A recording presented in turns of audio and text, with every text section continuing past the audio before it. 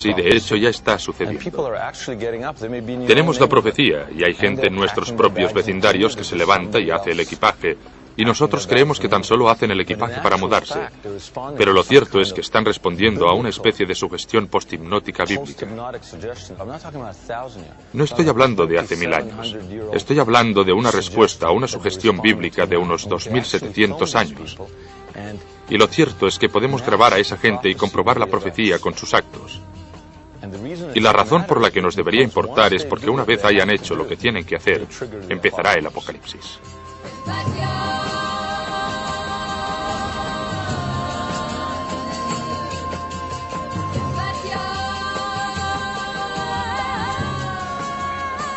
La búsqueda de las tribus perdidas.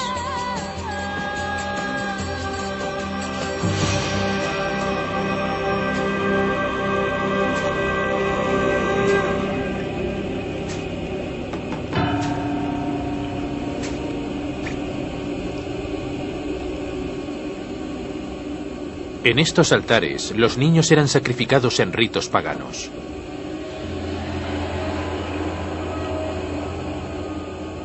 Las escrituras nos cuentan que las tribus de Israel desertarán de la tierra de sus antepasados y adorarán a ídolos en lugares como este. Los profetas decían que por este pecado, las tribus israelitas serían conquistadas y exiliadas hasta el fin de los tiempos, cuando serían reencontradas y redimidas.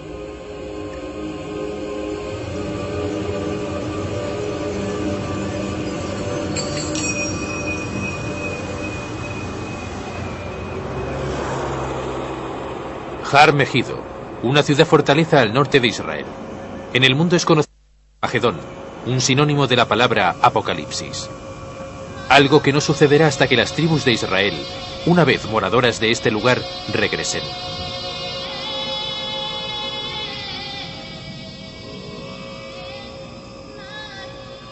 Según la profecía, la cuenta atrás para el apocalipsis y la redención final empezará cuando las tribus sean encontradas una a una.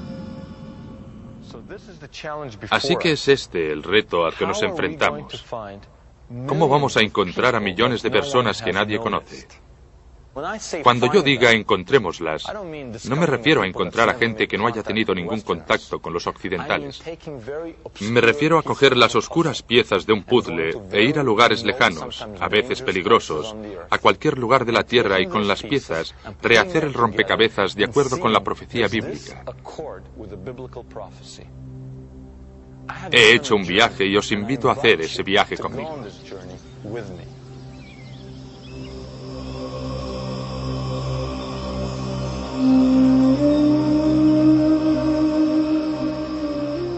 A principios de los 80, fui a África para documentarme sobre la situación de los falashas, los judíos negros de Etiopía. Ese pueblo vivió persecuciones, guerra y hambruna. En 1991, los falashas protagonizaron los titulares internacionales cuando fueron trasladados en avión a Jerusalén por el servicio secreto israelí. De lo que no se hizo eco la prensa es que los israelíes actuaron bajo los preceptos del gran rabino que constató que los falashas eran descendientes de la tribu perdida de Dan. ¿Pueden imaginarse a las tribus de Israel protagonizando primeras planas? ¿Pueden imaginarse al gobierno de Israel actuando bajo la palabra de un rabino que dice que esta es la tribu perdida de Dan, y de repente un avión moderno descendiendo en plena guerra civil en Etiopía, como pasó con aquella gente que fue transportada hace años al Israel actual? Viendo a los etíopes en Jerusalén pensé, ¿es esto algo anómalo o es que la profecía bíblica empieza a cumplirse?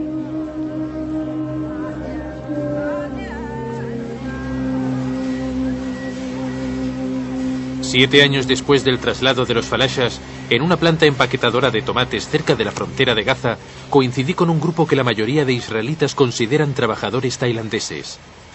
Gente procedente del país de las colinas de la frontera indio-burmesa. Dicen ser descendientes de la tribu perdida de Manasés, y como mínimo hay aquí un rabino que les cree.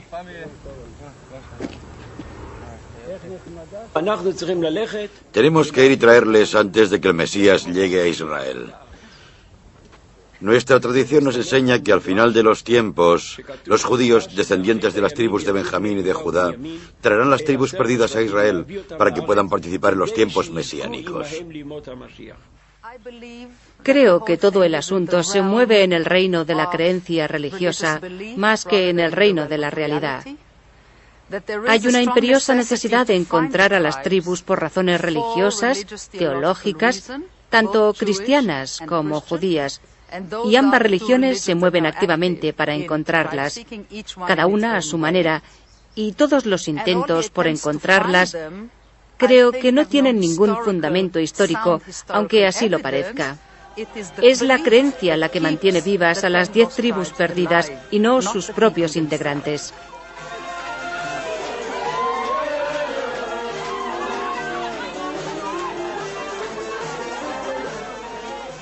A pesar de los escépticos, el rabí Abichai ha ayudado a cientos de estas personas a emigrar a Israel y ha supervisado su regreso formal al judaísmo.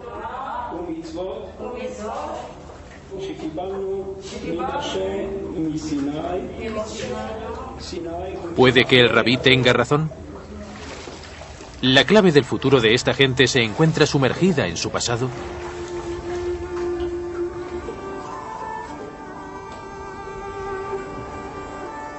La historia empezó hace 2900 años, cuando tras la muerte de Salomón su reino bíblico se dividió en dos. Al sur, Judea, tierra de 3 de las tribus, incluyendo la de Judá que dio su nombre a la moderna palabra judío. Al norte, Israel, tierra de aquellos que más tarde serían conocidos como las tribus perdidas de Israel.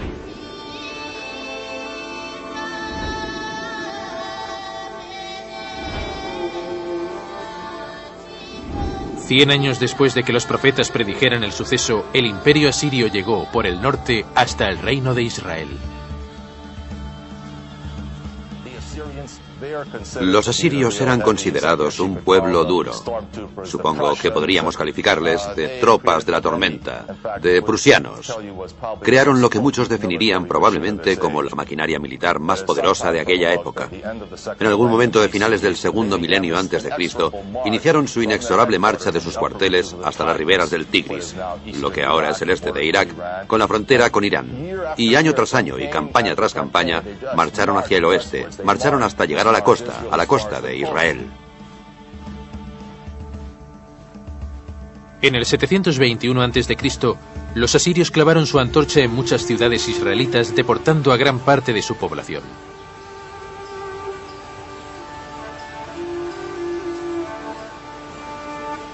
La mayoría de estudiantes creen que las tribus se perdieron porque en el exilio no pudieron conservar su identidad siendo asimilados. Estamos hablando de hace 2700 años. Hay documentos históricos, informes históricos datados del siglo V a.C. que se han encontrado en algunas excavaciones que recogen nombres israelíes en Asiria. Lo que nos dice que quizás en aquella época estuvieron allí o al menos pasaron por allí. Después de todo, no hay nada, no disponemos de documentación. Si lo miramos históricamente, todo tipo de gente fue exiliada y se perdió, y creo que las 10 tribus de Israel también se perdieron. Pero, ¿qué pasa si no se perdieron y han preservado el recuerdo de sus antiguos orígenes? ¿Qué pasa si son millones los que esperan a protagonizar su profetizado regreso?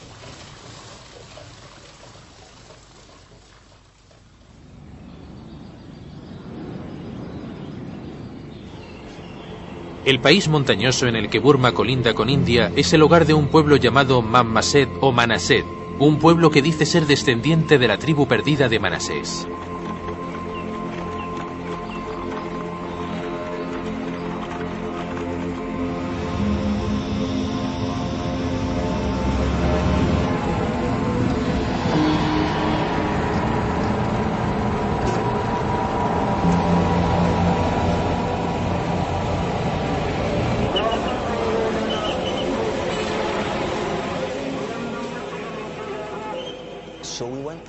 Así que fuimos allí, y lo que encontramos fue una zona de guerra. En nuestro peregrinar en busca de las tribus, siempre nos descubrimos en medio de zonas de guerra. ¿Y de qué va la guerra? Va sobre el territorio y la etnología. Y esa gente que se llaman a sí mismos Manasé luchan contra un pueblo llamado Naga. Y los Naga dicen, sus enemigos dicen, no pertenecéis a este lugar. Vosotros y nosotros sabemos que no sois de aquí. ¿Habían pensado alguna vez que en la frontera entre India y Burma hay un conflicto tribal y que ser israelita forma parte de ese enfrentamiento?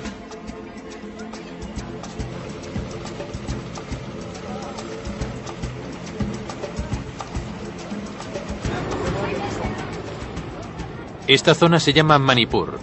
Repleta de grupos de insurrección, el gobierno indio ha respondido convirtiendo Manipur en un estado policial.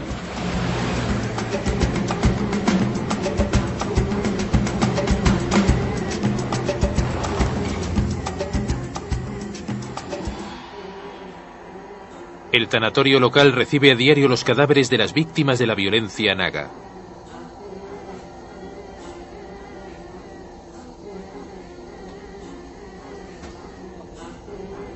Como respuesta, los Manasé han empezado a organizar un ejército clandestino.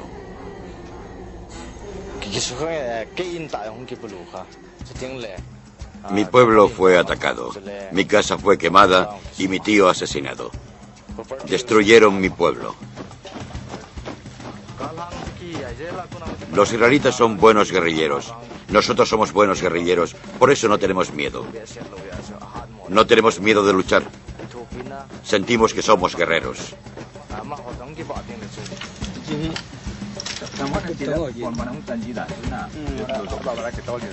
Obtuvimos estas imágenes antes jamás vistas de la guerrilla Manasé dedicada a organizar un estado israelita independiente en India.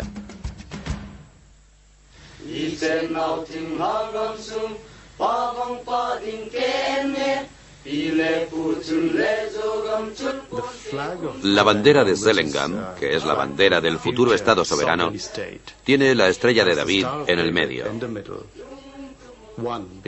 En parte porque los Manasé creen que son una de las tribus perdidas de Israel, la tribu de Manasés, y en parte porque la estrella de David es una figura neutral, un símbolo. Todos los clanes la considerarían aceptable.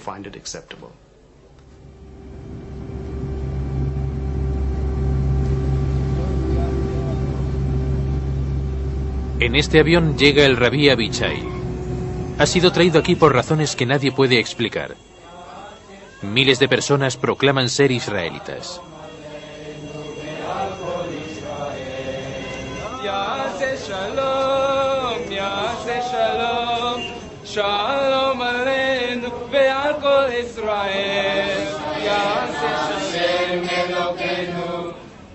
El rabino lleva más de 35 años buscando las tribus perdidas. Cree firmemente que los Manasés son, sin duda, descendientes de la tribu de Manasés, que fue enviada al exilio hace 2700 años.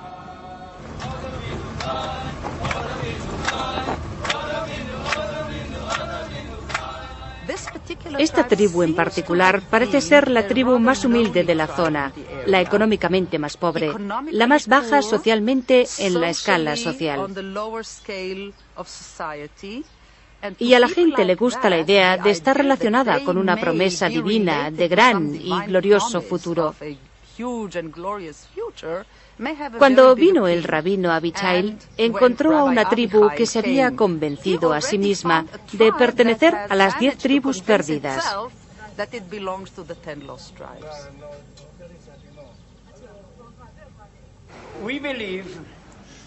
Creemos que ser judío no es algo físico. Ser judío está en el alma. Así que el cuerpo de uno puede cambiar generación tras generación. Pero el alma judía siempre permanece. Y creo, con todo mi corazón, que vosotros tenéis alma judía. Quiero ir a Israel en cuanto sea posible para poder alabar a Dios en paz y sin obstáculos. Hoy Israel lo hace todo muy lentamente. Creo que lo principal es llevar allí a los Manasé, a las 10 tribus. Ese será el principal objetivo del Mesías. Miles de Manasé han decidido no esperar pasivamente al Mesías y han optado por emigrar a Israel.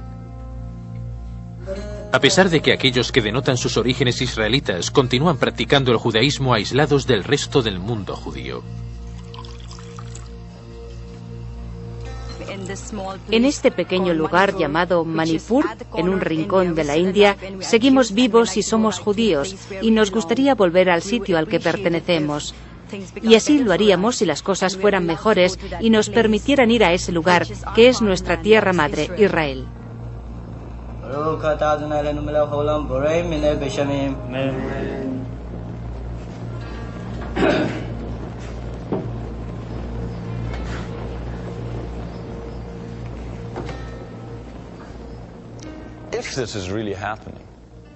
Si esto está sucediendo realmente, debería estar sucediendo en todas partes porque la profecía es clara. No se trata de una poca gente aquí y allí. Ezequiel nos habla de la tribu de Judá reuniéndose con la tribu de José, y la tribu de José son las tribus perdidas de Israel. Hay 1,5 millones de Manasé. Eso es mucha gente. ¿Dónde está el resto? Les dijimos, bien, volved a vuestros orígenes. ¿A dónde fueron? ¿A dónde fueron?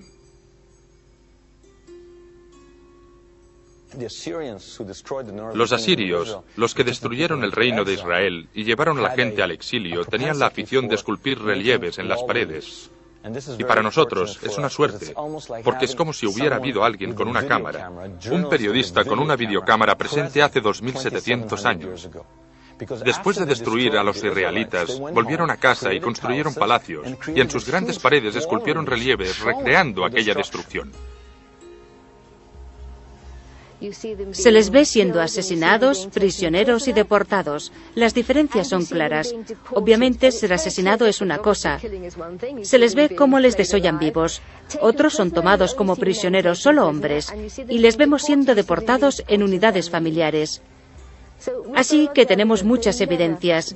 No deportaron solo a hombres o a mujeres para hacerlas concubinas o algo así. Deportaron a las familias, les mantuvieron unidos.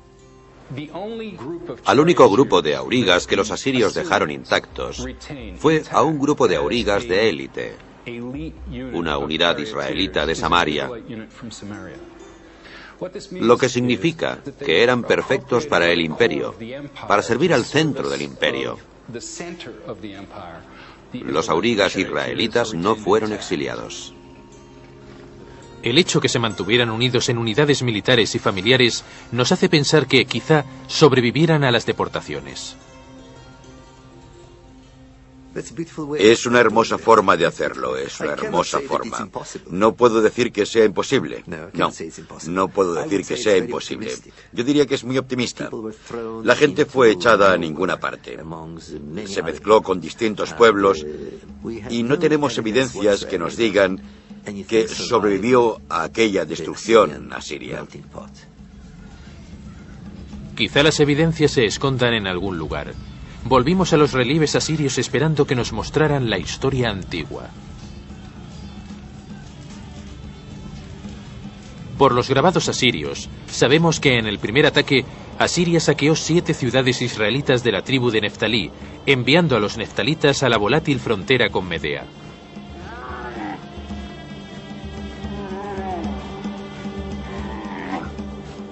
Mientras los asirios perdían territorio frente a los medas, los israelitas se encontraron bajo la ley meda en un imperio que se extendía desde el moderno Irán hasta Asia Central. Todos los israelitas que vivían en Irán fueron más tarde absorbidos por el judaísmo. Era absurdo buscar aquí.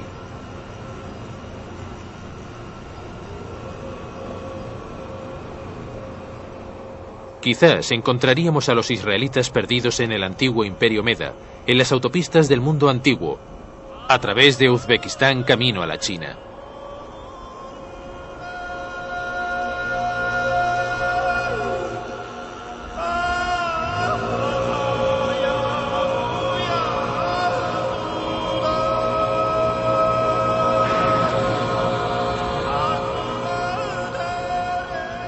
Escogimos la ruta a Uzbekistán, hogar de ciudades legendarias como Bukhara y Samarcanda. Llegamos a una región olvidada, que una vez fue un trofeo de Alejandro Magno y del señor de la guerra mongol, Genghis Khan.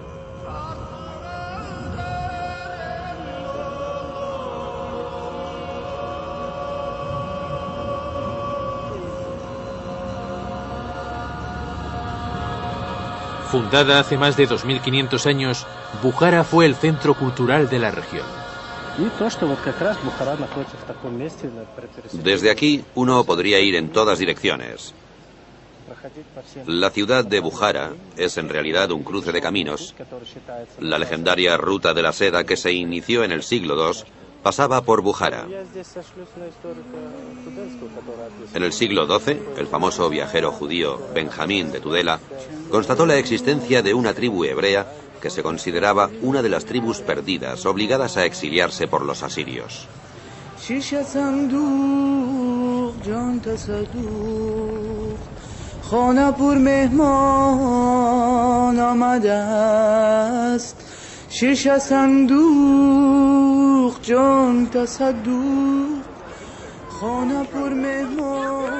En el siglo XIX, el misionero y explorador británico Joseph Wolfe anunció que los israelitas perdidos vivían en la ciudad de Bukhara.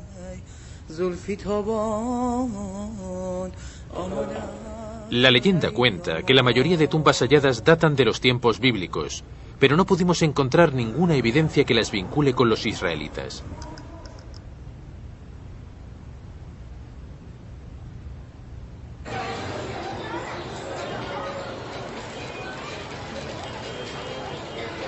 No muy lejos de estas tumbas hay una comunidad judía de origen incierto. El primer dato que la relaciona con las tribus perdidas es el nombre, Issacharov, común en esta zona y no en cualquier otro lugar. Issacar es una de las tribus perdidas y mucha gente de aquí, incluido su rabino, citan a Issacar como su antepasado.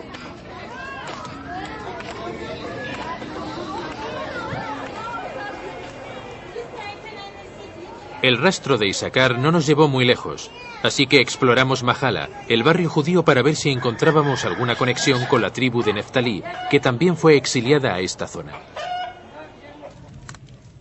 Al principio parecía que lo único que podíamos constatar era que la comunidad era muy antigua.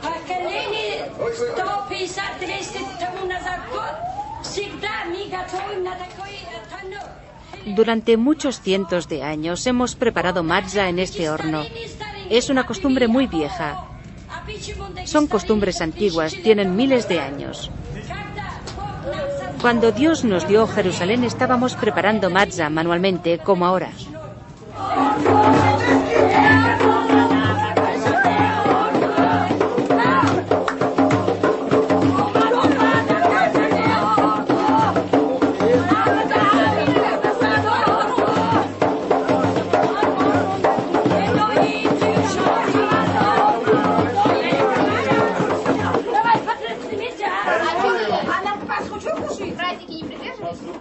Mientras las mujeres preparan pan ácimo para Pascua, los hombres degollan un cordero tal y como ordena la ley bíblica.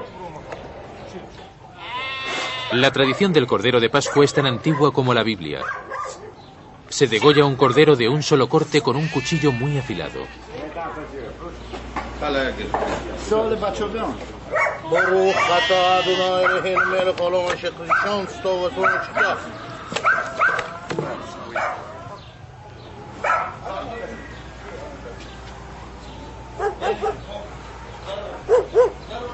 Después, se deja fluir la sangre y se vacía.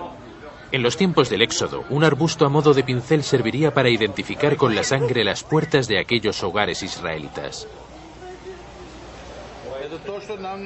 Estoy sacrificando este animal para Dios, como siempre hemos hecho. ¿Cómo lo hace? Estoy quitándole el nervio ciático, tal y como indica la ley judía.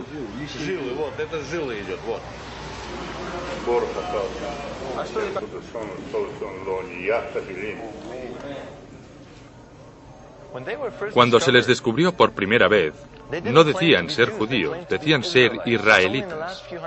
Ha sido en los últimos 100 años que se han integrado en el cuerpo del mundo de la comunidad judía. Los judíos de Bukhara son importantes porque nos demuestran que la historia de las tribus perdidas es una historia escondida, que hay razones políticas que han ocultado su historia. Por ejemplo, en Bukhara, Uzbekistán, país perteneciente a la antigua Unión Soviética, todo lo israelita se ocultó. Se encerró bajo llave porque a las autoridades locales no les interesaba aseverar que la presencia israelita era anterior a la de los indígenas. En Bukhara, disfrutamos de un guía que dirigía el Museo de Bukhara y que se movía entre el deseo de descubrir la verdad y cuidar de sí mismo en un clima político que seguía ocultando todo lo israelí.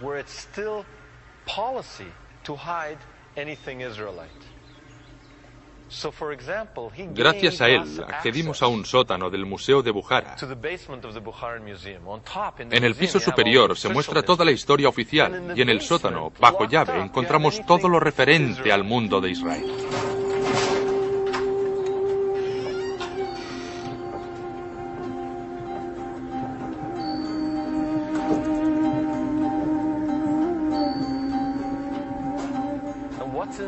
¿Y qué hay en ese cochambroso y oscuro sótano? Libros de oración, bandejas de plata con el alfabeto hebreo grabado en ellas. Allí oculto, rollos de la Torá, rollos de la Biblia. Todo oculto como si se tratara de un secreto de Estado. Cualquier cosa con letras hebreas, cualquier cosa que tenga un significado histórico de la presencia israelita está oculto allí.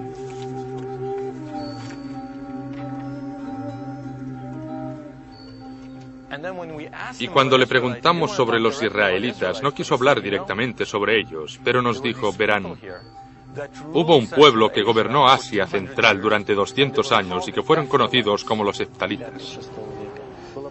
Según las excavaciones más recientes, en el siglo VI, Bukhara era la capital de un poderoso reino de semitas que gobernaban en zonas de India, Pakistán y Afganistán. Bien, en el siglo XIX, un escritor ruso, Shubinsky, aseveró que en esta región fue donde se asentaron los israelitas. Pero el pueblo que gobernaba la región fue el heftalita. Y el debate sobre los orígenes de la dinastía heftalita de Bukhara sigue abierto en la actualidad. ¿Quiénes fueron estos heftalitas? ¿Han oído hablar de los heftalitas? ¿Algún heftalita en la sala? No quiero ofender a nadie. Mirando en la enciclopedia británica encontré heftalitas. ¿Y qué dice la primera acepción? Dice, tribu de muchos nombres y enigmática que gobernó Asia Central en los siglos V y VI. ¿Me están siguiendo? Muchos nombres y tribu enigmática y misteriosa. Pero, ¿por qué es tan misteriosa una tribu que gobernó Asia Central durante 200 años? Uno creería que ya serían conocidos después de 100 años de dominio. La segunda frase fue también reveladora, porque dice que fueron conocidos por los escritores medievales como heftalitas y neftalitas.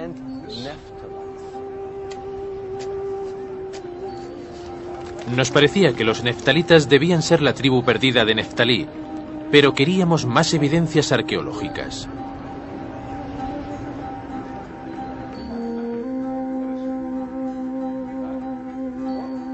Fuimos al Instituto Tashkent de Arqueología, donde conseguimos acceder a una zona restringida en la que se encuentra un tesoro de antiguos artefactos. Entre ellos, vasijas de 2200 años. Con claridad sobre el antiguo barro, escritura aramea, el idioma de las tribus israelitas.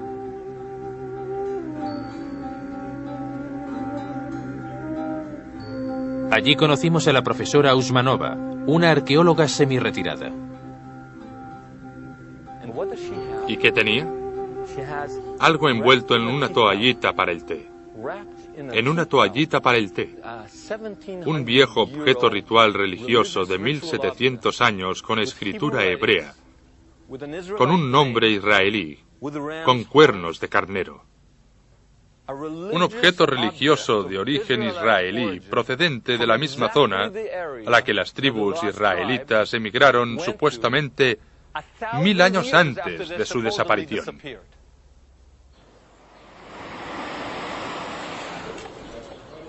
Aunque desconocido por la mayoría de israelíes, gran parte de los judíos de Bukhara han emigrado a Israel. Pero la cadena se ha roto.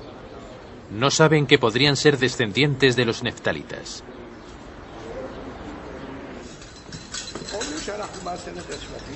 Dicen que somos descendientes de las tribus perdidas, pero no sabemos de cuál. Lo único que sabemos es que somos judíos. Eso es lo importante. Espero que con la ayuda de Dios llegue la redención y con ella la reunión de las tribus. Será entonces cuando sepamos a qué tribu pertenecemos. Hasta entonces nos identificamos con la tribu de Judá.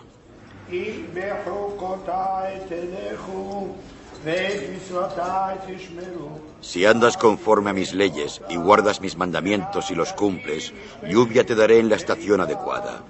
Y tendrás pan que comer y te cobijarás en tu tierra y estarás a salvo. Y seré vuestro Dios y vosotros seréis mi pueblo. Soy Dios, vuestro Dios, el que os sacó de la tierra de Egipto para que dejarais de ser esclavos. Rompí las cadenas de vuestro yugo para que fuerais libres.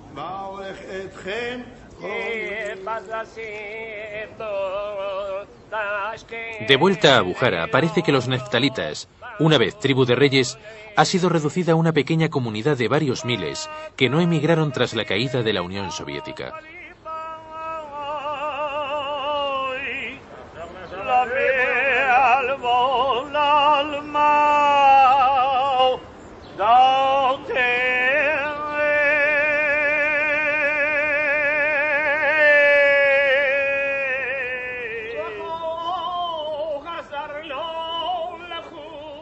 Antes se podía encontrar a este pueblo diseminado por la zona.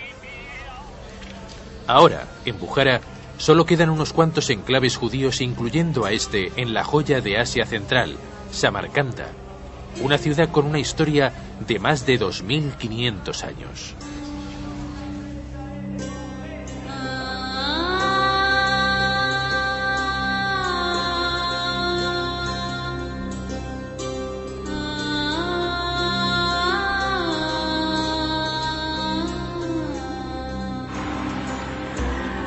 La palabra Khan en el dialecto local significa ciudad. Samarcanda se traduce como la ciudad de los samaritanos. Samaria era la capital del reino norte de Israel.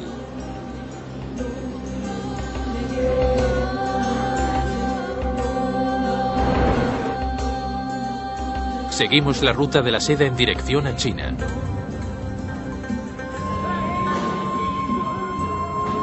La ciudad de Kaifeng fue la ciudad capital de la dinastía Han. Siguiendo la ruta neftalita, supimos que los documentos chinos cuentan que los neftalitas estuvieron aquí. Los chinos les conocían como judíos o Yuda. Hoy es prácticamente imposible identificar a un judío en Kaifeng, pero encontramos a un oficial del gobierno deseoso de hablar. Había una comunidad judía, pero ahora ya no hay ninguna. Ya no queda ninguna comunidad judía. Solo unas cuantas familias. Esto es la sinagoga, el sitio donde estaba la antigua sinagoga. ¿Podría anotarnos el nombre de las dos familias? Solo de oídas. Entiendo. Pero seguramente les rechazarán.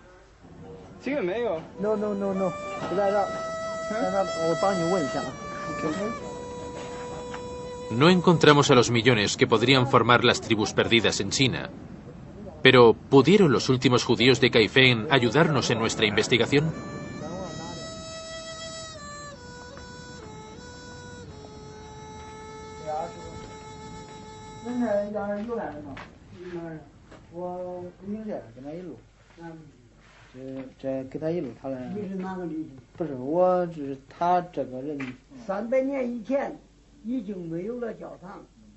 Hace 300 años la sinagoga dejó de existir. Sin sinagoga no había lugar para que los judíos se congregaran. Sin una congregación no hay rabinos. Sin la congregación, sin los rabinos, sin los rituales religiosos o la lectura de las escrituras, no hay adoración. no quedó nada. Sin embargo, hoy hay gente china en Kaifeng cuyos documentos de identidad les describen todavía como judíos, como Yudai. Yudai. Este es el nombre, ¿verdad? Sí. ¿Cree él que es judío?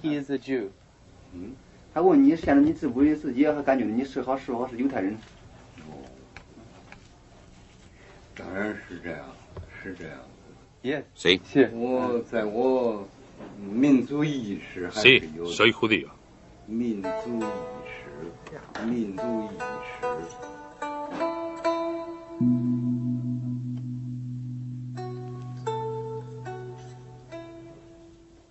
Entre los recuerdos de los últimos judíos de Kaifeng pensamos, ¿es posible que los Manasé de India y Burma sean los descendientes de un desconocido éxodo por Asia Central y China?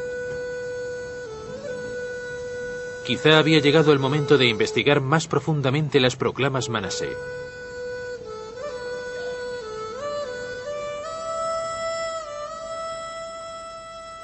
Desde tiempos inmemoriales miramos hacia Israel y sentimos simpatía por los israelitas. Nadie nos ha dicho que sintamos así. Cuando hay un terremoto, el más anciano de la casa sale y grita: nosotros, los niños de Manasé, estamos vivos. Y lo grita 3 o 4 veces con una voz potente. Después entra en la casa. Luego dice: no os preocupéis. Y sigue diciendo: nuestros ancestros han sacudido la tierra para ver si sus descendientes siguen vivos.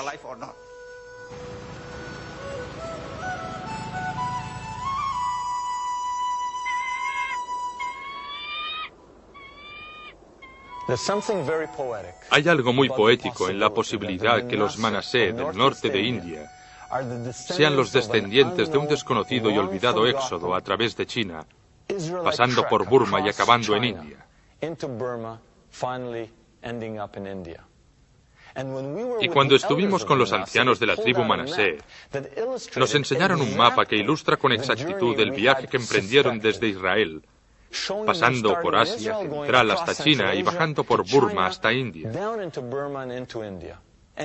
De hecho, fueron más allá y empezaron a cantar una canción en una forma arcaica de su lengua. Una canción no perteneciente a ese éxodo desconocido, sino una canción del éxodo por todos conocido y que nos era muy familiar. El éxodo durante el cual el Mar Rojo se partió en dos. El éxodo en el que se alimentaron del maná que caía del cielo. El del agua saliendo de la roca. Y el éxodo de los enemigos de Israel ahogándose en el Mar Rojo.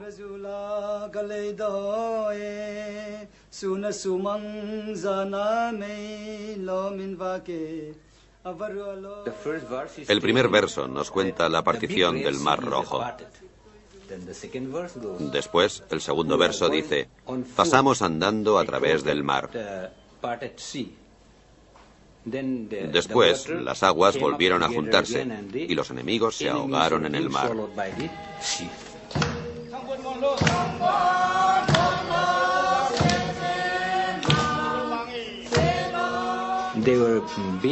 Fueron guiados por una llama por la noche y una nube durante el día.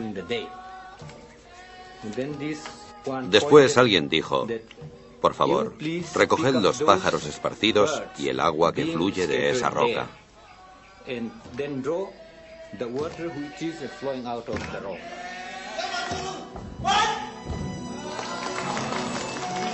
Aunque su historia demuestra que sus ancestros pasaron por China, los Manasé insisten en que no son chinos y que han preservado unas costumbres con raíces bíblicas.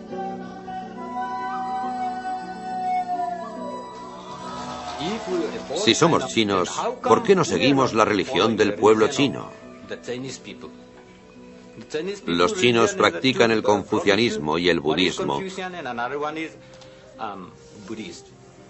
En esas dos religiones no se contemplan los sacrificios animales. Cuando era niño maté a un animal. Después puse una bandeja debajo para recoger su sangre. Luego, el sacerdote cogió unos arbustos o ramas y los sumergió en esa sangre para pintar nuestras puertas.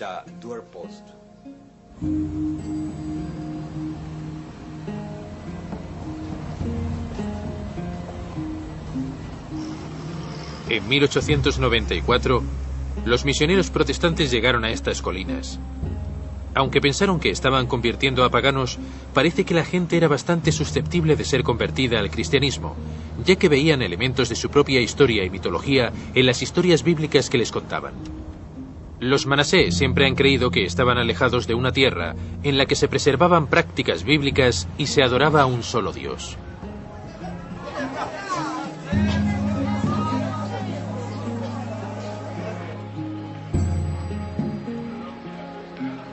Cuando descubrimos que los manasé comían cerdo, pensamos, no pueden ser israelitas. Pero, curiosamente, mezclar el cerdo con cenizas lo consideran una comida vergonzosa que debe comerse fuera del hogar. Estos son cenizas. Ponemos la ceniza y luego ponemos agua. Esto es lo que nosotros llamamos saum. Utilizan esto para poner carne de cerdo dentro, para que fermente hasta que huela. Cuando huele, sacan la ración y la cogemos y la ponemos aquí y la hervimos. ¿Es un símbolo de luto esta carne? No es un símbolo de luto, pero creo que nos muestra que fuimos maldecidos. Es la razón por la que nos echaron de la tierra de nuestros ancestros. Pero según nuestros antepasados, una vez cueces esta carne, este cerdo, significa que has mancillado algo. Si la gente nos pregunta, ¿cuánto tiempo hace que coméis esto?, decimos que es una maldición de generación a generación y que todavía seguimos padeciéndola. Estamos esperando a que Shiloh venga y nos libere de todas estas cosas. Shiloh nos redimirá. Bien, es una construcción extraña porque Jehová es el Dios de Israel y Shiloh, en hebreo, fue el lugar sagrado de las tribus del norte, de las tribus perdidas. Y Shiloh parece ser la fusión de esos dos términos. Shiloh nos redimirá. Y la misma persona que nos dijo aquello apareció ante nosotros con un talit, un poncho de oración que parecía idéntico a los ponchos de oración que utilizan los judíos en todo el mundo. Este poncho es un talopuán. El talopuán es un ropaje tradicional que utilizaban nuestros antepasados cuando practicaban sus votos. Por ejemplo, si para volver a casa tenían que matar a un mitun, a un tigre, hacían sus votos con este poncho puesto encima. En mizo, talopuán significa sin marcha atrás, sin posible regreso. La Biblia ordenó a los israelitas atar un hilo azul en sus prendas de vestir. ¿Siempre hay un hilo azul en los lados? Sí, siempre hay una banda azul.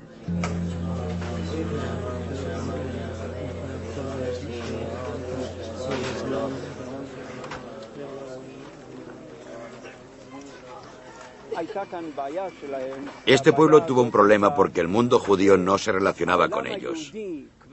Nadie contestaba a sus demandas, nadie contestaba a su llanto. Hace unos 50 años, un hombre llamado Chala, uno de sus líderes al que veían como un profeta, les dijo que había llegado el momento de volver a la tierra de sus antepasados. Muchos se levantaron con voluntad de seguirle. Nadie dijo, ¿de qué tierra de nuestros antepasados estás hablando? Todos sabían que Tierra Santa era el hogar de sus ancestros.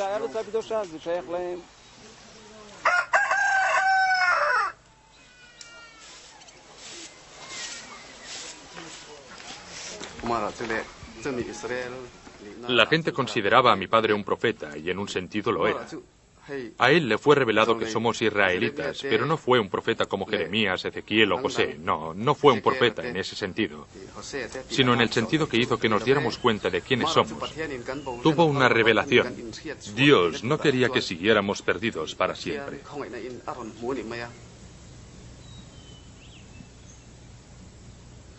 El padre de Daniel, Benjamin, era seguidor de Chala. Como Chala quiso emigrar a Israel, pero como en su época las autoridades israelíes ignoraron al padre de Daniel, fue enterrado mirando a Jerusalén.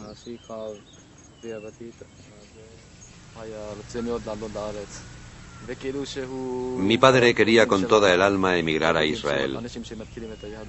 De hecho, fue uno de los primeros en volver al judaísmo, a empezar a practicar el judaísmo en esta parte de India. Fue el líder de nuestra comunidad. También me enseñó mucho sobre Israel, sobre el sionismo y sobre el judaísmo.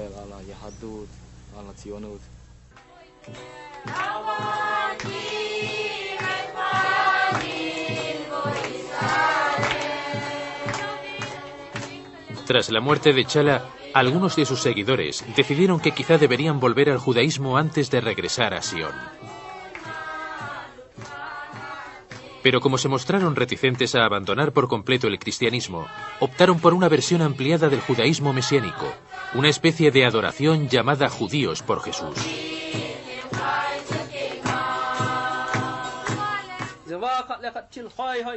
Pero para algunos Manasé, la llamada de sus ancestros era demasiado fuerte para ignorarla.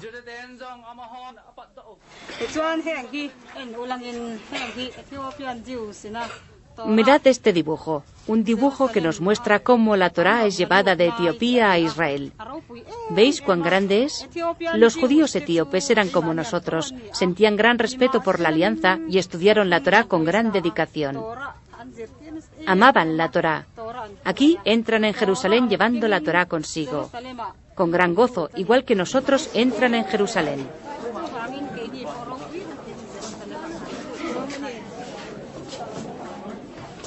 Miles de Manasé han abandonado el cristianismo y se han convertido al judaísmo ortodoxo. ¿Podría ser este pueblo la tribu de Manasés? Porque si lo fueran, ya habríamos identificado a 4 de las 10 tribus perdidas de Israel. Manasés, Dan, los etíopes, e Isaacar y Neftalí entre los judíos de Bujara, en Asia Central. Y si tenemos razón al pensar en los Bujara como en los descendientes de Neftalí, entonces deberíamos buscar a la de Zebulón, porque la de Zebulón era la tribu hermana de Neftalí en el antiguo Israel. Y la historia nos cuenta que al mismo tiempo que los neftalitas gobernaban Asia Central en los siglos V y VI, otra tribu gobernaba zonas de Afganistán, Pakistán e India. Era la tribu llamada Zabula. Así que quizás en el subcontinente indio, no en la frontera con Burma, podríamos encontrar a los descendientes de Zebulón, tal y como hicimos con los descendientes de los neftalitas en Asia Central.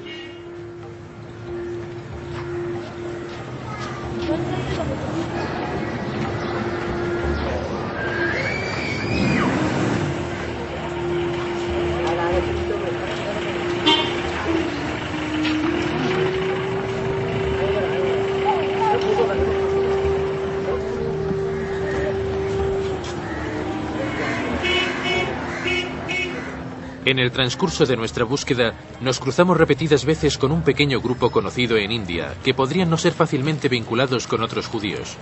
Así que iniciamos viaje a Bombay en busca de Zebulón.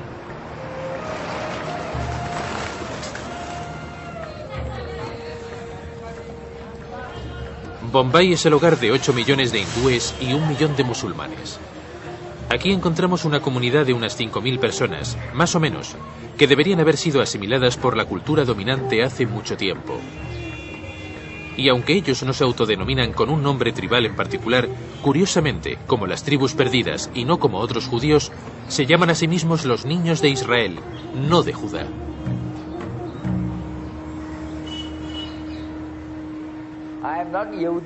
No soy judío, soy hijo de Israel. Los Yehudi son aquellos judíos que emigraron a India desde Bagdad. Mi familia es israelita.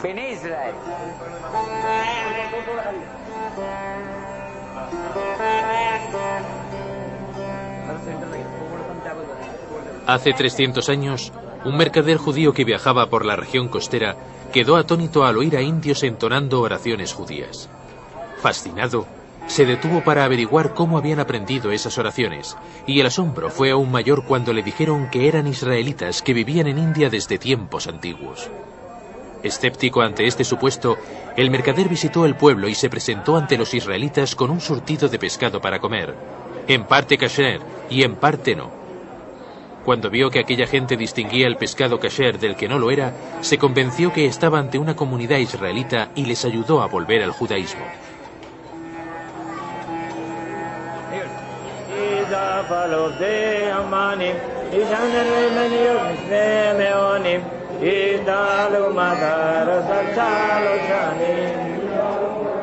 Única en la comunidad Bené Israel es la ceremonia Melida, una especie de ofrenda de arroz, flores y frutas.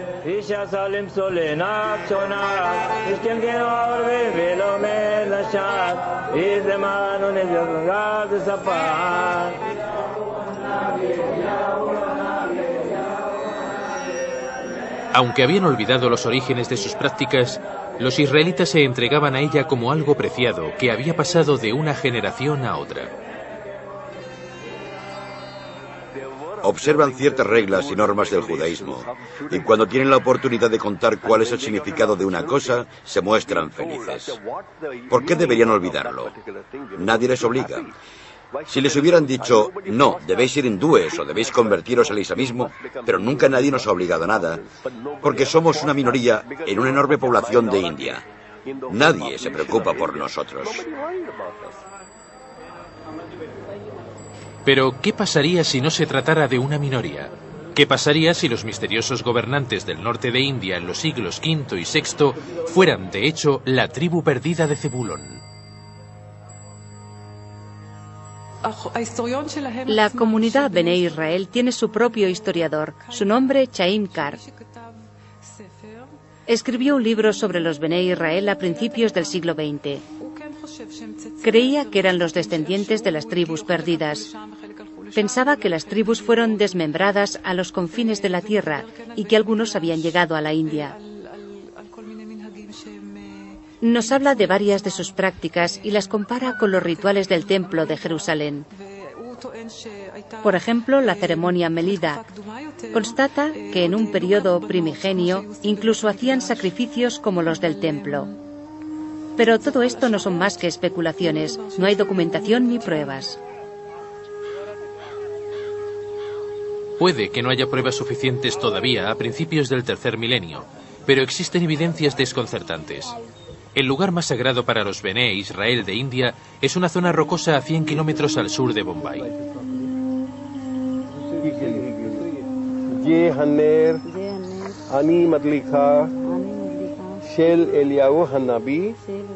Aquí fue donde descubrimos que la figura más reverenciada para los Bené Israel no es el rey David, ni Abraham, ni siquiera Moisés, es el profeta Elías.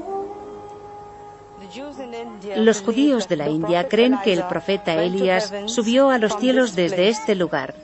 La marca de su carro puede verse en esta roca en la que estamos. Los cascos se pueden ver ahí abajo y dicen que su carro partió de aquí y en la cima de aquellas montañas de allí pueden verse más huellas de los cascos de sus caballos.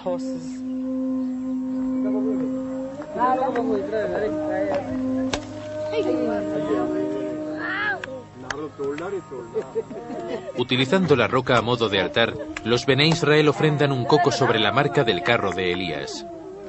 La veneración a Elías es sugerente, porque Elías era el profeta de las tribus de Israel, que luego se desperdigaron.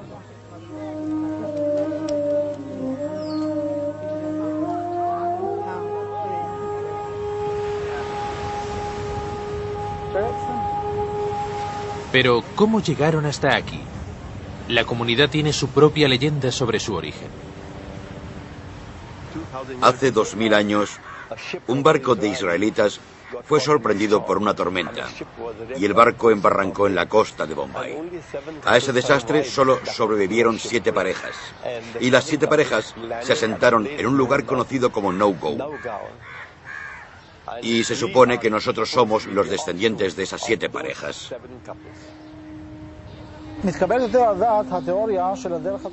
Tiene más sentido que esos israelitas no vinieran directamente desde Israel, sino del norte, de la zona de la ruta de la seda. Los israelitas de las tribus exiliadas por los asirios acabaron envueltos en la ruta de la seda. Emigraron por un brancal de la antigua ruta que acabó siendo conocida como la ruta de la seda. Creo que esos israelitas llegaron hasta Afganistán, Pakistán y Cachemira. Desde allí llegaron al lugar en el que el Golfo Pérsico se encuentra con el Océano Índico y después, por supuesto, debieron seguir camino bordeando la costa india.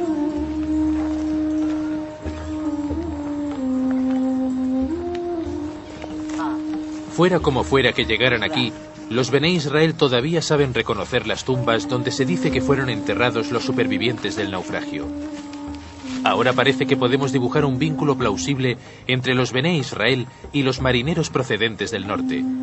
Pero ¿prueba esto que los antiguos gobernantes del norte de India tuvieran alguna relación con la tribu perdida de Zebulón? Tenemos monedas con la inscripción Jabula. Tenemos documentos históricos sobre su capital, Baruch, que en hebreo significa bendecido. Sabemos que el título de su rey era Mir-Jahola, que en hebreo significa luz del exilio. Y sabemos el nombre del rey, de su rey más famoso era Toramana, que en hebreo e hindi significa, o parece que significa, creencia en la Torá, fe en la Torá, fe en los libros de Moisés. Así que, a menos que todo sea pura coincidencia, podríamos decir que los Tabula de India y Pakistán eran en realidad la tribu perdida de Zebulón.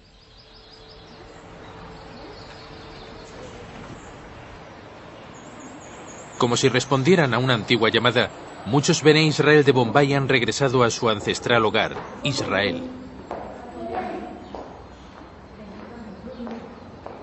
Penetran en la cueva de Elías y continúan demostrando reverencia ante el profeta bíblico. La cueva de Elías está en el viejo territorio de Zebulón.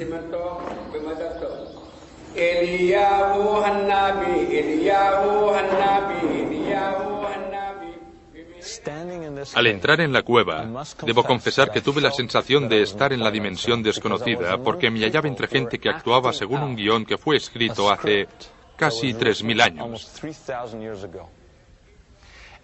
Parecían tener una fijación con el profeta que advirtió a las tribus de su exilio y que les prometió redención al final de los tiempos.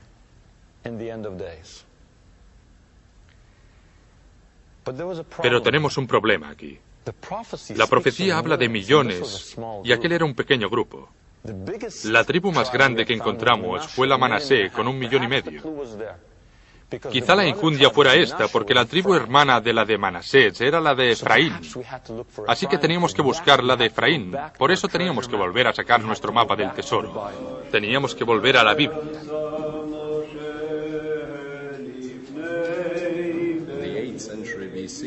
En el siglo VIII a.C., la historia bíblica de los hechos es discutible en cuanto a los razonamientos, los porqués y cómo de lo sucedido. Pero sobre lo que pasó, la historia bíblica es totalmente fiable. Es totalmente paralela a lo descubierto en las excavaciones arqueológicas. Miro las cosas como creyente. Para mí las escrituras son capitales. En el libro de los Reyes encontramos varias referencias sobre a dónde fueron exiliadas las tribus. Lo mismo sucede con el libro de las Crónicas. En estos textos se cuenta que fueron exiliados a 5 lugares. Primero, a las montañas Medas, en dirección a Kurdistán y el Cáucaso. Después, al río Gozán. En tercer lugar, Halá. En cuarto, Jara. Y finalmente a Jabur. ¿Dónde están estos lugares? En la Siria moderna hay lugares que corresponden, sin duda alguna, a las localizaciones bíblicas. Hay un río llamado Jabur, y cerca se encuentra la ciudad de Gozán. Es muy interesante. Recientemente se encontraron unos documentos en una ciudad del río Jabur, durante unas excavaciones alemanas. En 1993 se publicó el hallazgo. Solo 4 documentos, creo, y en 1 o 2 de ellos hay nombres hebreos. Uno de ellos es Hazakiyahu, Hezequía. La fecha, el primer año de Nebuchadnezzar, lo que significa que no son judíos. sino israelitas. Deberían ser los israelitas de la zona de Jabur. Hoy ya no hay israelitas esperando en el río Jabur. Pero, ¿qué pasaría si se hubieran trasladado al este llevándose consigo el nombre de esos lugares?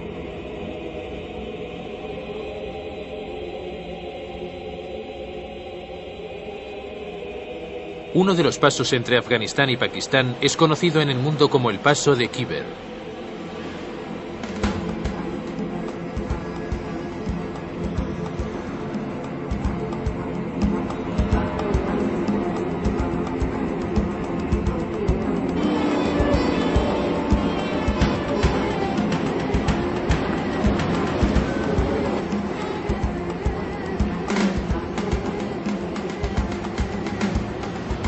El paso de Khyber es uno de los lugares más licenciosos y peligrosos de la Tierra.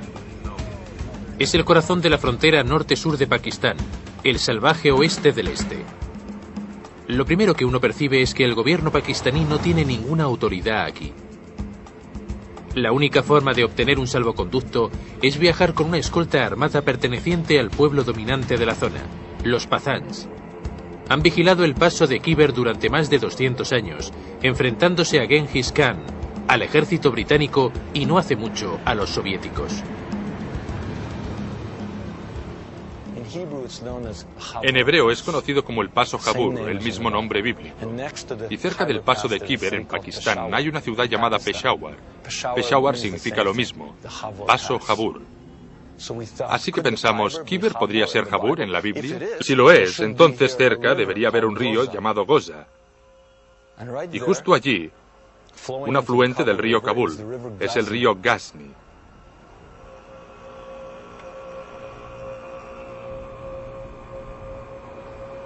Y nos dijimos, si esto es Jabur, debería de haber algún lugar por aquí que fuera la ciudad de Farah.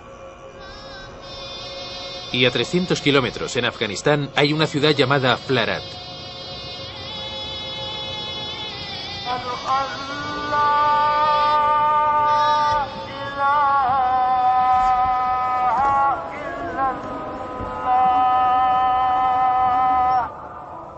Todo el mundo conoce esta zona como la capital del fundamentalismo islámico. Hay 15 millones de Pathans y ni un solo judío entre ellos. Pero decidimos investigar si bajo esa superficie islámica había un pasado israelita.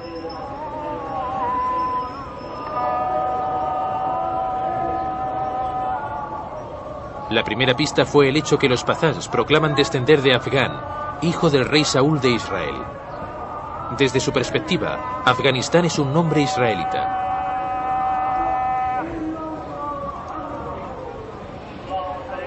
Cuando adoran, parecen musulmanes. Cuando estudian el Corán, sin embargo, mueven el cuerpo a la manera judía.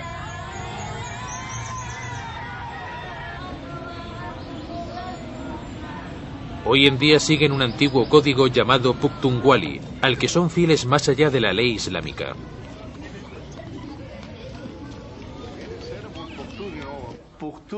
Pukhtunkhwali es en realidad una religión en sí misma, ¿no? Tenemos nuestro propio código de conducta. Y no es que no creamos en el Corán, sino que no hacemos todo lo que el Corán nos dice. El motivo es que un proverbio pazán dice que los pathans solo aceptan la mitad del Corán. En lo demás aplicamos nuestras propias leyes. Pukhtunkhwali, código de Pukhtun. ¿Qué es este Pukhtunkhwali? Básicamente es un Viejo Testamento que no se rige por ningún tipo de interpretación rabínica. Ojo por ojo significa ojo por ojo literalmente. Adulterio, estás acabado. Si hubiera un conflicto entre la ley Pukhtunkhwali y la del Islam, ¿cuál escogerían los pathans? Nuestras costumbres son las de Pukhtun o Pathan. En el Khyber hay 11 tribus Pathan. Todos tenemos las mismas costumbres. La ley principal de aquí es la Sharia islámica. Pero los Pazán seguimos nuestras propias costumbres Pukhtunkhwali. Por ejemplo, según el Islam, debe haber evidencias demostradas para acusar a alguien de adulterio. No puedes condenar a alguien sin pruebas suficientes. Pero según la ley Pukhtunkhwali, aunque haya una ligera sospecha de una relación ilegítima entre un hombre y una mujer, ambos son condenados a morir. El tema queda zanjado y no hay nada más que discutir. Como en la Biblia, los Pazán siguen ligados a los sacrificios animales con propósitos religiosos. Soy de los Musahel, del pueblo de Moisés. Sacrificamos ovejas. Por ejemplo, en una boda, nuestros ancianos sacrificaban 4 corderos. Hoy, si las cosas van bien, un hombre puede sacrificar 10 corderos. Hacemos sacrificios para agradar a Dios y a la gente también. También había gente que solía encender lámparas de aceite los viernes por la noche para pedir perdón y bendiciones de Dios. Estamos en un país supuestamente dominado por los musulmanes, pero no por unos musulmanes cualquiera, sino por fundamentalistas musulmanes. Y de nuevo nos encontramos con gente que dice, somos Musahel, pertenecemos al pueblo de Moisés.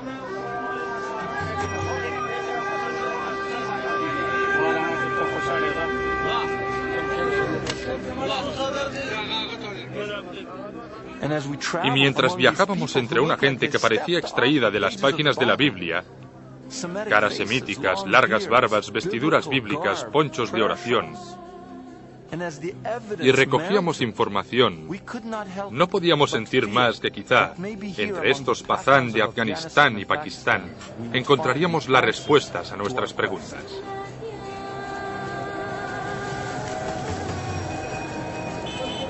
Nos quedamos atónitos al descubrir que los Pazán siguen las leyes bíblicas que se creía habían desaparecido hace miles de años. Como en la Biblia, aquellos acusados de matar a un hombre pueden escapar a las ciudades de refugio designadas.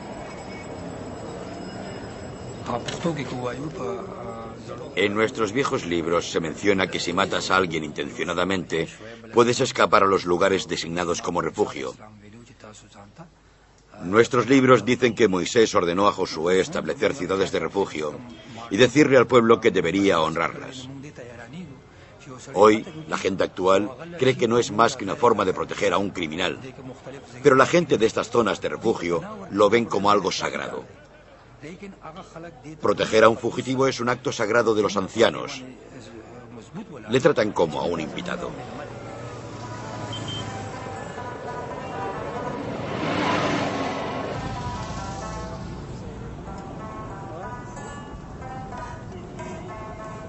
Parece como si los Pazán estuvieran atrapados en el tiempo, rememorando con tenacidad sus antiguas tradiciones. Han creado literalmente un muro entre ellos y el mundo exterior. Viven en grandes núcleos familiares en los que esconden a sus mujeres.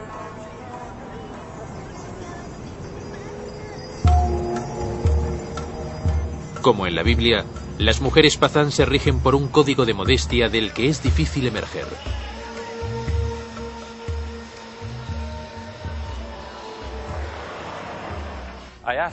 Pregunté a los Pazán cómo podían cantar canciones de amor cuando esconden a sus mujeres. ¿Cómo puede un hombre cantar una canción a alguien que está en la cocina desde otra habitación, desde el comedor? Me dijo, no, y se rió. Y siguió, nuestras canciones de amor se cantan en los pozos. El único sitio legitimado para que una mujer honesta pueda ser vista es el pozo. Inmediatamente me di cuenta que todos los romances bíblicos suceden en un pozo. Moisés conoce a Débora en el pozo, ¿no? Jacobo conoce a Raquel y a Lea en el pozo. Rebeca es conocida por Isaac en un pozo. Siempre hay un pozo.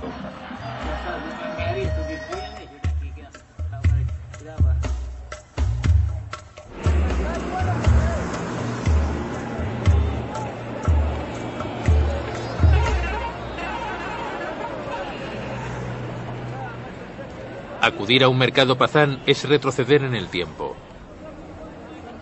Desafiando todas las probabilidades, los Pazán viven todavía en grupos tribales con nombres israelitas. Rabani es similar a la tribu de Rubén, Lebani a la tribu de Leví, y Shinwari a la tribu de Simón. Una tribu pazán de pocos miembros, conocida como Gadún, podría ser la tribu perdida de Gad. Curiosamente, la tribu más numerosa entre los pazán es la de Afridi, y la tribu más numerosa en el antiguo Israel era la de Efraín.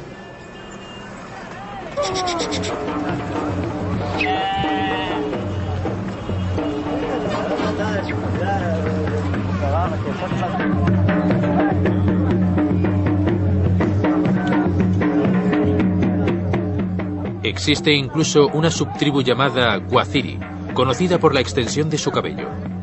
En los tiempos bíblicos, los naziri, como Sansón, tampoco se cortaban el cabello.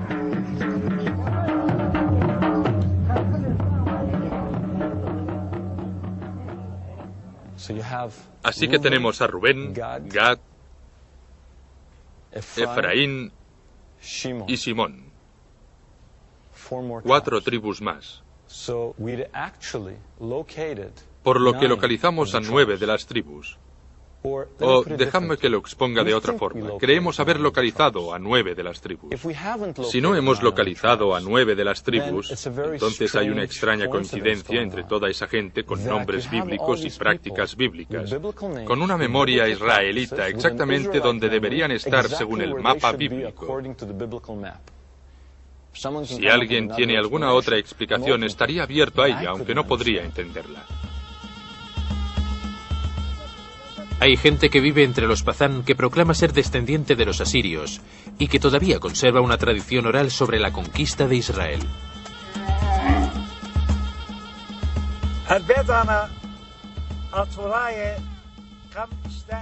Nuestra tradición se remonta a 2700 años atrás, cuando mi pueblo conquistó Israel y dominó a las tribus de las zonas que asedió: Irán, Turquía, Armenia, Uzbekistán y Afganistán.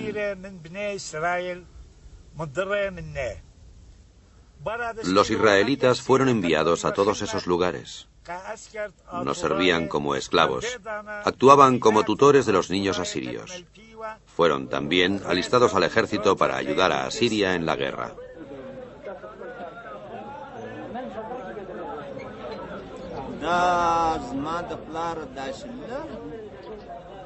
Cuando era joven y no llevaba barba, el tío de mi abuelo murió a la edad de 115 años. Le llamábamos Baba, abuelo. Solía decirnos que éramos los niños de Israel. Yo era joven, y a esa edad se te olvidan las cosas. No te interesa demasiado la historia, ni cosas por el estilo. Pero ahora me gustaría saber cuáles son nuestros orígenes. ¿De dónde venimos?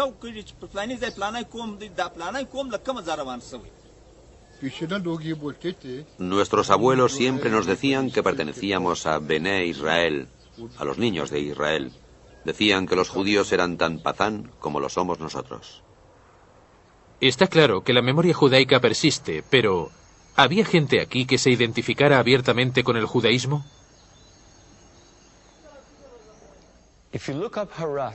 Si buscamos Harat en la enciclopedia judaica, por ejemplo, encontraremos 1 o 2 párrafos.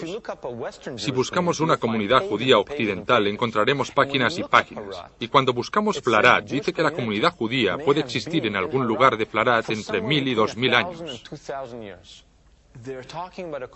Hablan de una comunidad que vivió en algún lugar durante al menos 1000 años y hay un párrafo o 2 sobre ella. ¿Qué nos indica esto? Nos dice que perdieron su conciencia y que se sometieron a la pantalla del radar occidental.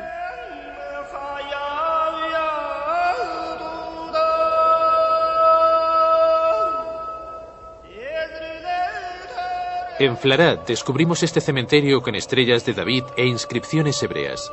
Durante al menos 1000 años fue ocupado por la comunidad judía más antigua del mundo.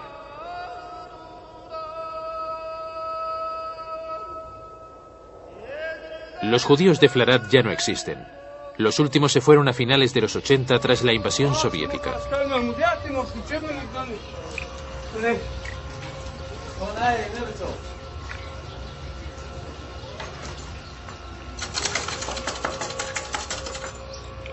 Ahora el país está inmerso en una guerra civil, pero uno de los Pazán accede a conducirnos hasta una de las viejas sinagogas.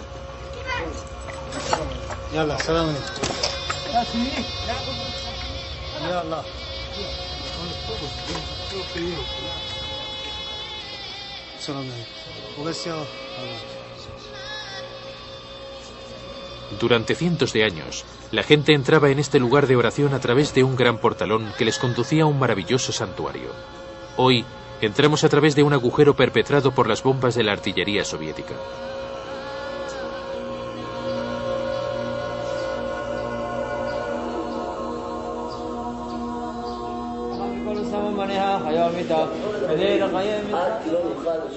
Hay una pequeña comunidad de judíos afganos en Israel.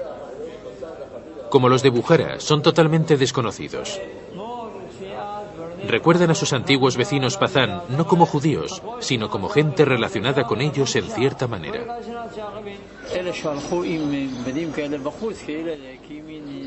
Llevaban puestos ponchos para la oración y prendas de vestir similares a las nuestras. En realidad no sabían lo que eran y solían sorprenderse cuando nos veían con ropajes parecidos. Nos preguntaban, ¿sois judíos? ¿Cómo podéis ser judíos? Les sorprendía. Les recuerdo llegando desde las zonas fronterizas, desde las montañas, desde Pakistán, desde lugares como Jalalabad. Y recuerdo que había gente que decía que seguían encendiendo velas el sábado para ponerlas debajo de los cestos, pero que no sabían por qué lo hacían.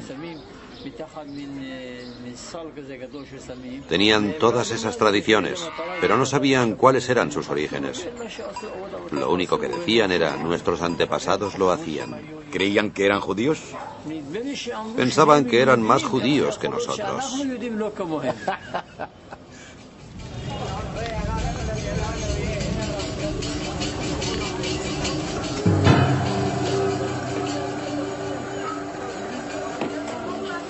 Los profetas dicen que un número igual de israelitas y judíos recibirán al Mesías. Curiosamente, el número de pazáns y judíos en el mundo es prácticamente idéntico.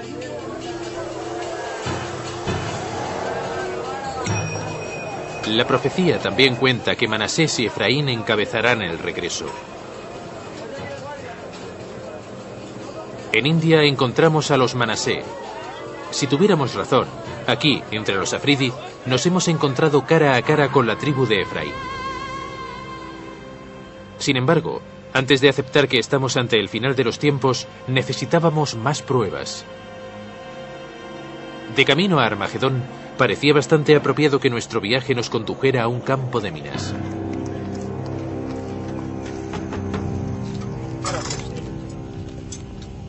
Necesitábamos evidencias más palpables de que los Pazán eran de las tribus perdidas, así que nos dirigimos a la ciudad afgana de Kandahar, donde en los 50 fue descubierta una piedra con antiguas inscripciones. Durante la invasión soviética, esta piedra fue enterrada bajo escombros y rodeada de minas. Los puntos rojos indican las minas sin detonar que hay en el camino.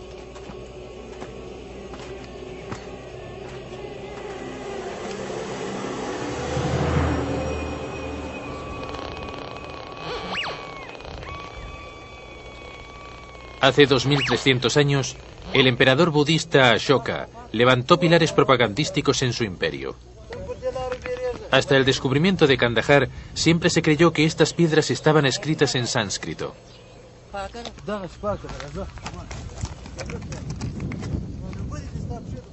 Pero la piedra enterrada aquí está escrita en arameo. En otras palabras, la gente que vivió aquí hablaba en la misma lengua empleada por las tribus israelitas.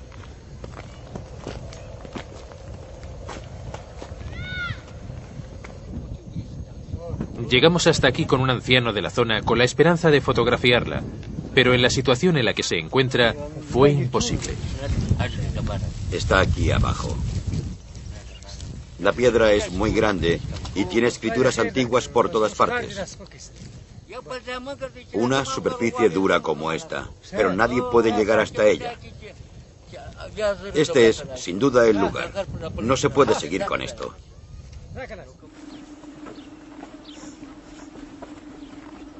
Pero seguimos. Sabíamos que al cruzar la frontera pakistaní había otra piedra raramente mencionada por los estudiantes occidentales.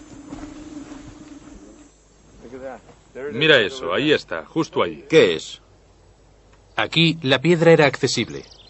Para nuestra sorpresa, descubrimos que no estaba escrita en sánscrito, sino en lengua aramea.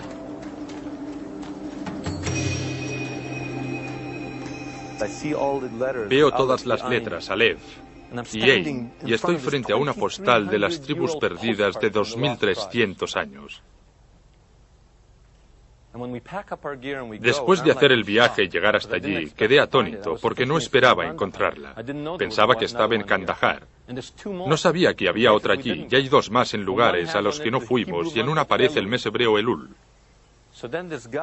Entonces el viejo guía se dirige a mí y me dice: no digáis que sois judíos, no digáis nada porque la gente de aquí es muy musulmana. No serían demasiado amables con vosotros. Y sigue: ¿cómo es que puede leerlo? Y sentí que no quería mentir a aquel hombre y dije: porque soy judío. Y esa persona que se suponía era mi enemigo se lanza hacia mí con lágrimas en los ojos, me abraza y me dice: entonces eres mi hermano. Entonces, quizás esté sucediendo, quizás estemos ante el fin de los tiempos. Estaba allí de pie, con mariposas en el estómago, y me dije: espera un momento, ¿es esto? ¿Estoy rodando un documental o me estoy convirtiendo en el reportero de Armagedón?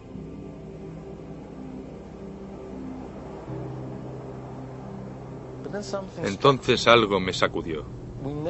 No habíamos encontrado a nadie que dijera ser Cohen, sacerdote. Y eso es todo un problema, porque si analizamos bien la profecía, el regreso de las tribus conducirá a los tiempos mesiánicos. Los tiempos mesiánicos nos llevarán a la reconstrucción del templo de Dios en Jerusalén. Y eso nos conducirá a la práctica de rituales renovados. Y todo eso precisa una casta de sacerdotes pura ritualmente. Y nadie entre las tribus, nadie entre los judíos occidentales, ha proclamado ser descendiente ritualmente puro de aquella casta de sacerdotes. Entonces, ¿qué está pasando aquí? Por un lado, parece que la profecía está cumpliéndose, y por el otro, faltan algunos personajes clave del drama bíblico. Quizá hayamos sucumbido a una especie de castigo eterno. Unidos en sus unidades tribales en los confines del desierto, los israelitas perdidos esperaban una redención que nunca llegaría. O quizá todo lo que pensábamos haber encontrado no fue más que un espejismo pasajero.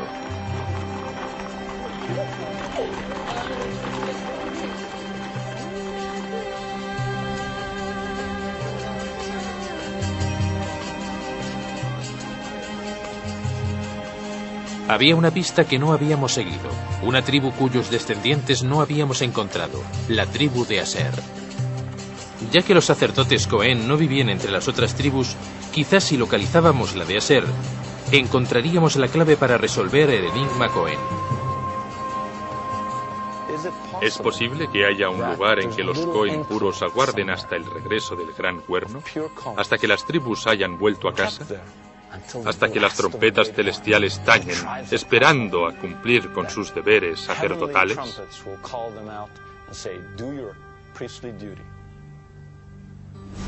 Por eso, seguimos buscando el lugar en el que encontrar a la tribu de Aser. Eran marineros y se aliaron con los cananitas. Surcaron los mares juntos, y la colonia fenicia o cananita más grande estaba en Cartago, la actual Túnez.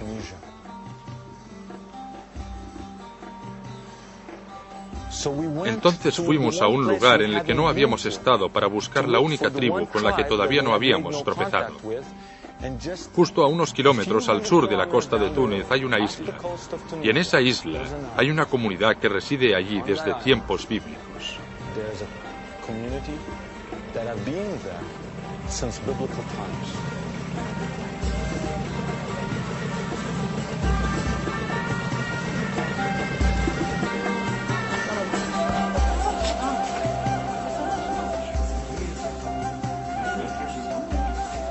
El nombre de la isla es Yerba. Es el hogar de una comunidad judía a la que los tunecinos tienen en gran consideración por sus plateros.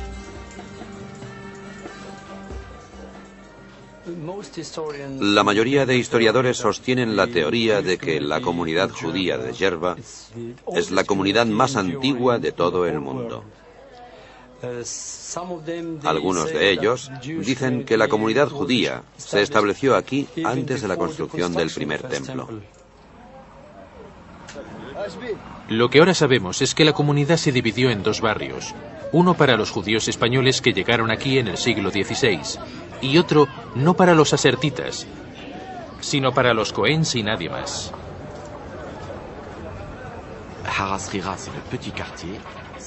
Hay un pequeño barrio en la isla cerca de la antigua sinagoga. Hay un vecindario judío más grande conocido como el Barrio Grande. El Barrio Grande está principalmente ocupado por los judíos que llegaron tras ser expulsados de España. También lo habitan judíos procedentes de etnias distintas. Por otro lado, el barrio más pequeño está constituido esencialmente por sacerdotes Cohen que llegaron aquí, en tiempos bíblicos, tras la destrucción del primer templo de Jerusalén.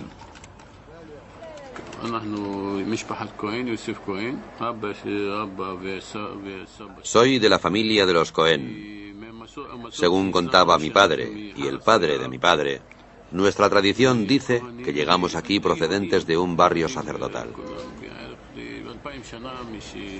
Somos Cohens y hace 2000 años que habitamos esta pequeña isla.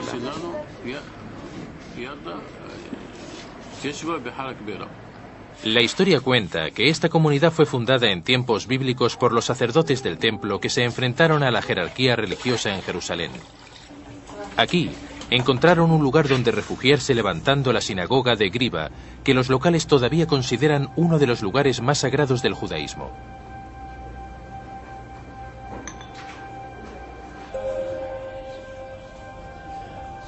Según la tradición de los Cohen, Griba posee un tesoro de reliquias de oro y plata destinadas a ser utilizadas por los sacerdotes Cohen en el futuro templo de Jerusalén, que será erigido después del Apocalipsis. El tesoro sagrado está supuestamente enterrado bajo el santuario. En un pequeño espacio bajo el santuario principal no encontramos ninguna reliquia. Lo que encontramos, sin embargo, fue la piedra fundacional cuyas inscripciones originales, si las hubiera, han quedado cubiertas por la negra cera de incontables velas. Tesoro enterrado o no, lo que está claro es que los Cohens de Gerba han conservado una tradición sacerdotal común sin parangón en todo el mundo.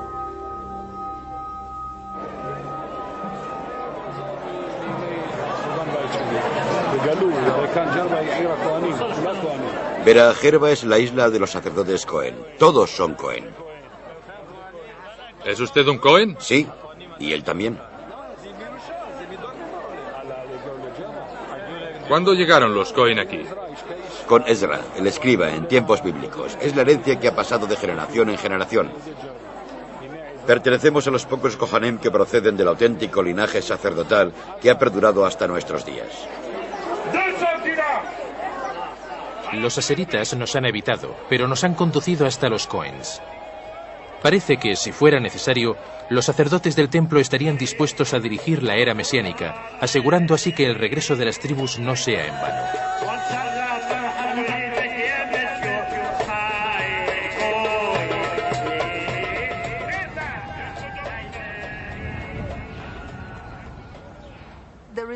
En la Biblia hay una promesa divina que dice que las tribus regresarán, que se volverán a reunir, que prosperarán y crecerán. Es una promesa recogida por muchos profetas como Isaías, Jeremías y Ezequiel, en un lenguaje florido con hermosas metáforas, como en Ezequiel. Pero no es más que un suponer. Se hizo una promesa, pero no hay evidencias de que vaya a cumplirse.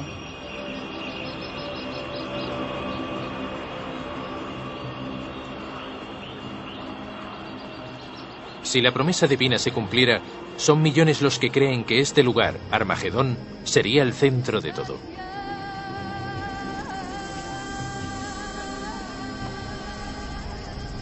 Es aquí donde, hace ya mucho tiempo, las tribus israelitas libraron una de sus más fieras batallas contra los asirios. Y la nueva era dará comienzo solo cuando los descendientes de aquellos antiguos guerreros regresen.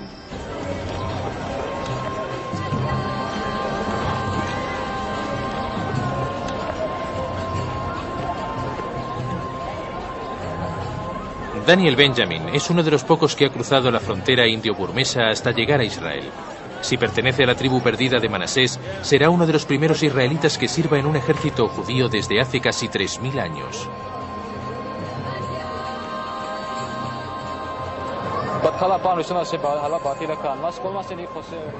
La primera vez que vine aquí, todo lo que tenía en mente era mi padre, su venerado recuerdo. Alguien que pasó al otro mundo sin haber tenido la oportunidad de venir aquí, a nuestro país. Así que la primera vez que vine a este lugar, lloré con todo mi corazón. Mi sueño es que todos los Bené Menasé, 1 o 2 millones, vengan aquí con la ayuda de Dios. Nuestros jóvenes se alistarán al ejército y construiremos la tierra de Israel, y al final el Mesías vendrá y reconstruirá el templo santo. Oro para que suceda, oro para que el encuentro tenga lugar y el Mesías lo presida.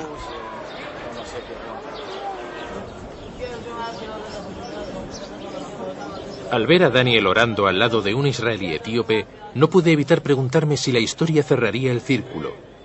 Si las tribus de Dan y Manasés habían empezado el profetizado regreso de los israelitas perdidos.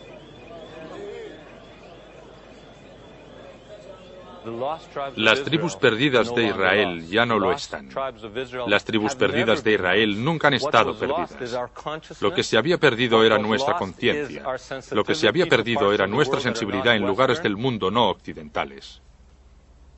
Nosotros los perdimos. Ellos nunca se habían perdido a sí mismos.